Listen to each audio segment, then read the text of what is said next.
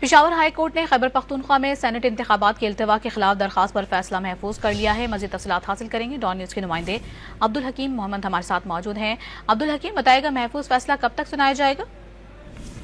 یہ بالکل جی، Peshawar high court کے 2 رکنی بینچ سید عتیق شاہ اور جسٹس وقار احمد نے دلائل سنے ہیں الیکشن کمیشن آف پاکستان پر۔ یہ کیس دائر کی گئی تھی پی ٹی آئی کے رہنما اعظم سواتی کی جانب سے۔ اس سے قبل بھی اس کیس میں بحث مباحثہ ہو گیا تھا اور الیکشن کمیشن کو خیبر پختونخوا میں سینٹ انتخابات کے لیے تاریخ کا تعین کرنے کی ہدایت کی گئی تھی۔